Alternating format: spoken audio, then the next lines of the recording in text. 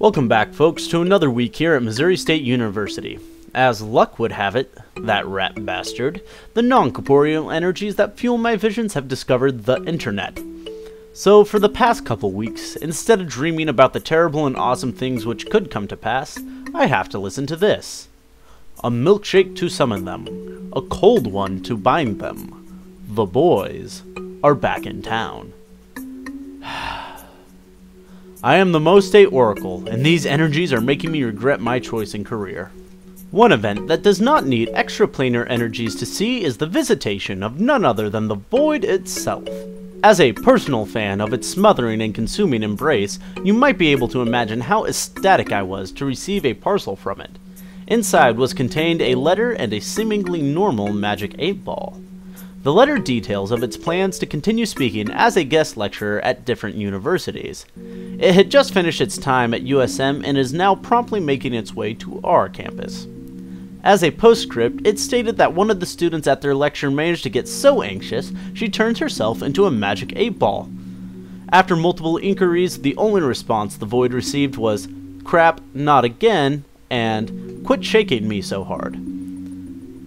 The void, in all of its kindness, decided that the student might be best left under my watchful eyes. Now let's see what the student has to say. For future reference, premium shipping is well worth the price. In preparation for the void's visit, I've had my informants in the afterlife track down and interview Descartes.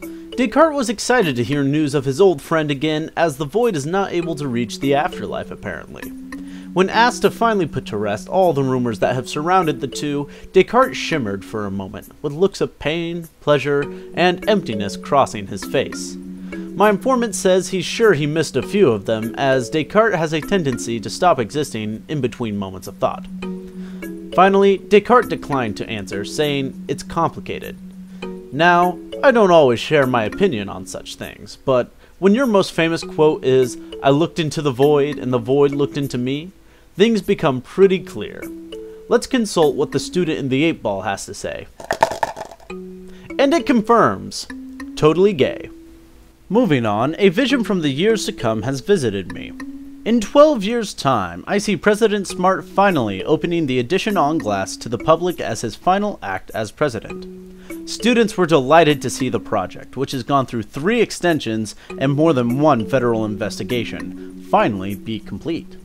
A few were even moved to tears as they used the second walkway to Strong for the first time in their student career. In an interview, President Smart said he was quote-unquote bound and determined to see the damned thing through.